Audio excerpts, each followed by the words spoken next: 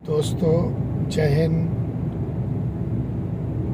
मैं आज बहुत दिन बाद आप लोगों के सामने आया। थोड़ी सी व्यस्तता रही, इसलिए मैं आप लोगों के सामने नहीं आ सका। पर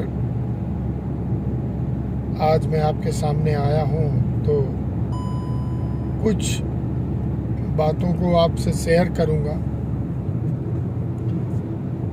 अब मेरी पोस्टिंग आगरा से जनपद एटा हो गई है और मैं स्थानांतरण पे रवाना हो रहा हूँ।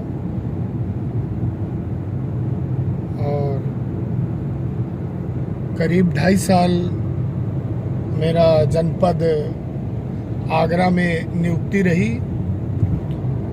मैं 2020 में जनपद आगरा में आमद कराई थी। उस समय कोरोना काल चल रहा था। उस समय श्री बबलू कुमार सर आईपीएस थे, वरिष्ठ पुलिस अधीक्षक आगरा के पद पर। कोरोना अपने चरम पे था। सर ने मेरा इंटरव्यू लिया और मुझे 20-25 दिन बाद ही एतमादपुर का प्रभारी निरीक्षक नियुक्त कर दिया। वहाँ एक बड़ी सेंसिटिव घटना हुई थी। एक मर्डर हुआ था 12 साल के बच्चे का। वो 12 साल के बच्चे का मर्डर हुआ, 2 कम्युनिटी के बीच हुआ था।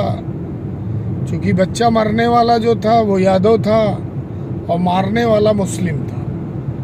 मामला एक ही गांव का था, धौरापुर गांव था।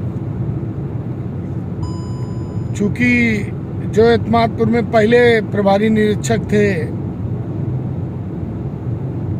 उनके ऊपर कुछ एलिगेशन आ जाने के कारण उनके गाड़ी तोड़ दी पब्लिक ने और उनको भागना पड़ा।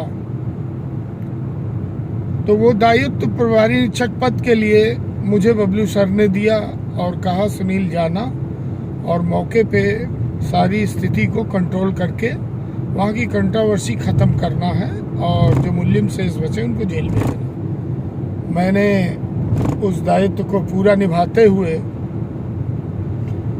जो 2-3 मुल्जिम शेष थे, मैं तत्काल गिरफ्तार करके उनको लिखा पढ़ी करके जेल भेजा। और गांव में दोनों कम्युनिटी को अलग अलग मीटिंग कर करके समझाया बुझाया और उन्हें विश्वास दिलाया कि जितने लोगों ने ये अपराध किया है उनको मैंने जेल भेज दिया है और मैं इन पे कार्रवाई करूंगा। NSA वगैरह जो भी हो सकेगा सारी कार्रवाई करूंगा। उसके बाद 10 दिन ही बीत पाए, मैंने सारी कार्रवाई करके वहाँ का माहौल बिल्कुल शांत कर दिया। तो एक दिन वरिष्ठ पुलिस अधीक्षक महोदय ने मुझे बुलाया और कहा, सुनील आपकी ज़रूरत मुझे शहर में है, मैं चाहता हूँ तुम्हारी पोस्टिंग में शहर कर दूँ। मैंने कहा, सर जहाँ आप रखेंगे वहाँ मैं रहूँगा। फिर उन्होंने मेरी पोस्टिंग कोतवाली आगरा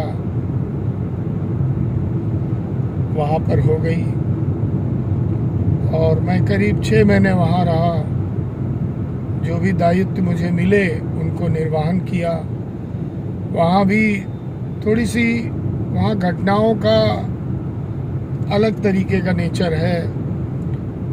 क्योंकि वहाँ पे अपराध चांदी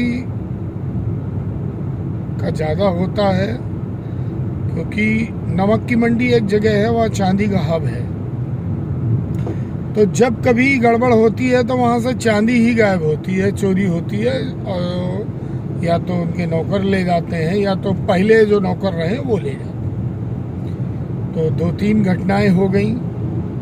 मैंने धड़ाधड़ उनको वर्कआउट किया और चांदी बरामद करके जेल ही भेजा। तो मेरे पीरियड में करीब 3 घटना हुई। करीब 1 कुंटल 40 किलो चांदी हम लोगों ने बरामद करी और जेल में गए। मामले वो तीनों ही पहले के चोर या प्रेजेंट टाइम के उनके नौकर ही निकले। खैर उसमें बड़ा अप्रिशिएट किया व्यापारियों ने और बड़ा सम्मान मिला। फिर उसके बाद कप्तान साहब ने कहा कि यार मैं तुम्हारा ही पोस्टिंग एक दूसरे थाने पे करना चाहता हूँ, नाम नहीं बताया उन्होंने। मैंने कहा जहाँ आप करेंगे कब।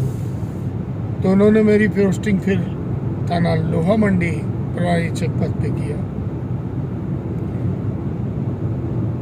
खैर वहाँ भी बहुत अच्छा समय बीता। थोड़ा सा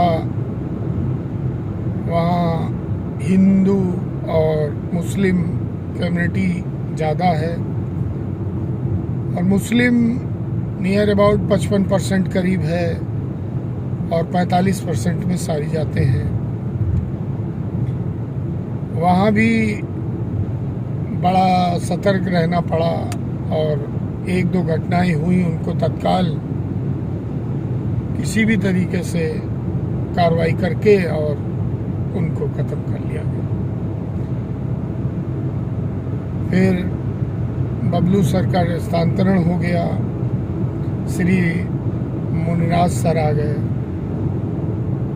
उन्होंने भी मुझे बनाए रखा। उसके बाद विधानसभा का चुनाव आ गया और मैं